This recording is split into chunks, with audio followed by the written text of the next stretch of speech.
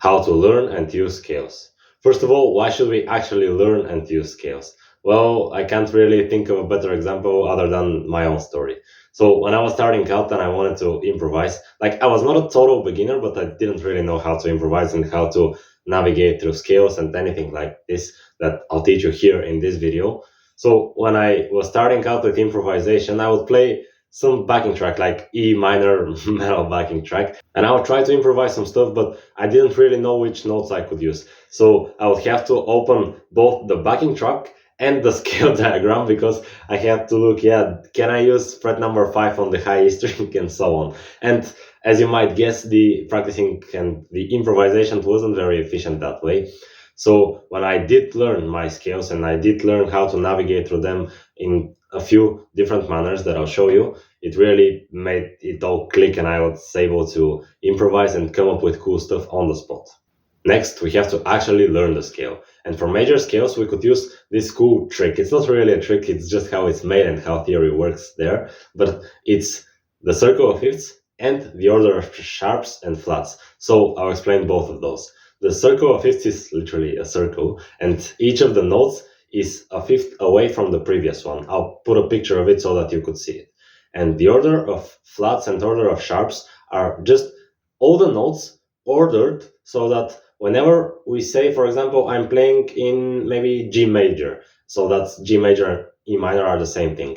And I know that in G major there's only one sharp note, but how do I know which note is sharp? Like all the notes are usual, like E, F sharp actually, G, A, B, C, and so you see how A, B, C, and so on are their usual notes. They don't have sharps or flats, but the F sharp is a sharp note. And how do I know that when I have only one sharp note, it's exactly the F sharp? Well, this comes from the order of sharps. And you could remember how the notes are ordered by the first letter of this, every word of this sentence.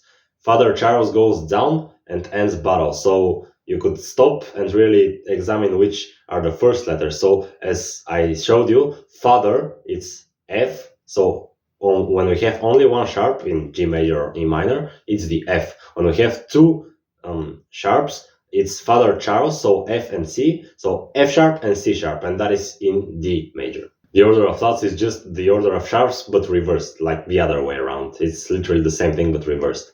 And when you look at the circle of fifths, for example, you see I'm playing in G major, and there's only one sharp note. Which note is sharp? Well, F. Why exactly F? Well, because it's only one sharp, and it's only the first note of the order of sharps. If there were, for example, 4 sharps, it would be the first 4 notes of the order of sharps, and so on.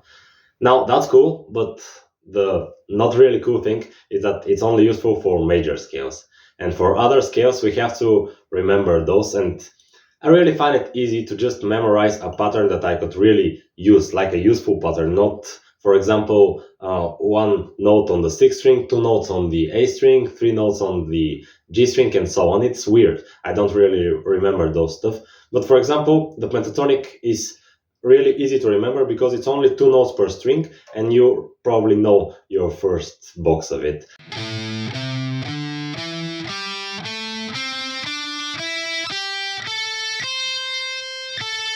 Like, it's easy to remember. I usually don't remember the order of notes, like order of sharps and order of flats, but I remember the 3 note per string versions of the major scale.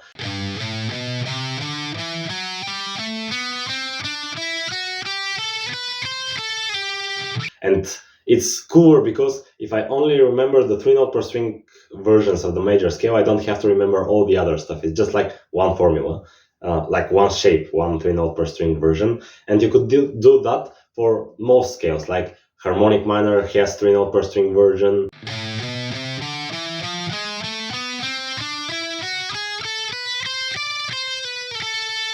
The Hirojoshi has 3 notes per string and then 2 notes per string, and you repeat that. So it's really, some scales do require a little bit more of learning and like memorizing, but most of those do have 3 note per string versions, or at least 2 note per string versions. Okay, now that we know our scale, like how to play it up and down, it's actually time to start navigating and be good at improvising and coming up with melodies and licks on the spot. So First of all, the absolute easiest thing is learning it on one string and then using that. For example, if I was playing, let's just stay with the example of G major, and I knew that there was E, there was F sharp, there was also the G, the A, and so on. I could really easily come up with melodies of those notes because I just know the frets and I could like do some legato, do some descending stuff, do some ascending stuff, and it's really easy to come up with something not that hard to play, but actually sounding cool.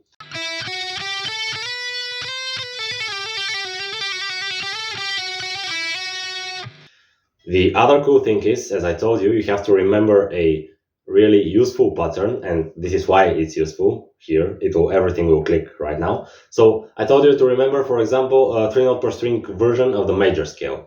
Well, if we do remember that 3 note per string version of the major scale, so we have 3 notes on each string, and for example, we learned a lick only on one string. That is maybe like ascending the 3 notes, then descending them, and just doing some quick stuff that sounds cool. And that's only on one string. Well, if I know that it's only on one string and I know how to play, like which notes are in the scale on every string, I could just do the same thing, like the absolute same pattern that I used, for example, on the string that I learned, let's say on the high E string. So I could just do the same thing that I did on the E string on the B and on the G and on the D and so on. And I could do that all over my scale. So like learning a pattern that only covers 1 or 2 or maybe even 3 strings, and I could apply it over and over again above, like on the whole scale, over the whole scale, and I instantly sound like I know what I'm doing, right?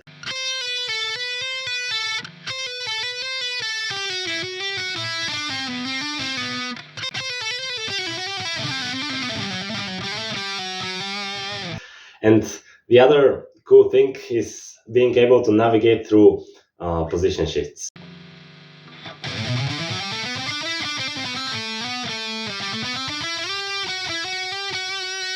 Let's stay with the example of G major. There is G, A, B, C, and so on. But we are not only able to play that like on this root position, because usually when you learn the 3 note per string, you start with the root on top, like in the bass, the lowest note is the root. But we could also play the same notes, but starting from a different position. For example, we could start here on the 12th fret, and we do have to learn all the notes in it. So later, when we want to improvise, we could go from this position to this position and then change other positions. That's really cool. But this does require some practice, and I don't really have any trick for that. It would be really cool for me to say, yeah, just do this trick. This trick will help you with everything. You'll be able to improvise, and there will be no struggle. But it really comes down to practice, like learning the notes of it and so on.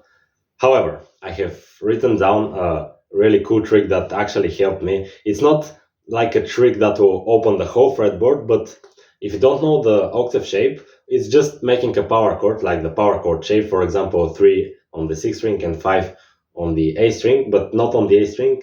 The octave does the power chord. The octave shape is not on the A string, it's on the D. So 3 on the 6th string and 5 on the 4th string. And this is the same note. So G in the lowest note, the 3rd fret of the E string, and the 5th fret of the D string are G notes, and they're exactly 1 octave apart from each other. So, for example, we play the 3 note per string version of the G major scale. We go 3, 5, 7, 3, 5, 7 on the 6th and the 5th string, and then because we have to go to the 4th string, we don't really need to stay in that same position, but we could do a position shift starting just with the same exact pattern, no thinking, no nothing.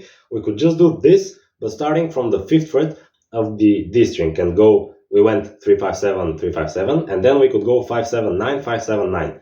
You have to really, if you need to pause this video and see how this is actually the same shape, 3, 5, 7 and 5, 7, 9 is just exactly the same shape, but 2 frets higher. And why could we do that? Well, we're playing the same notes, but it's just 1 octave higher.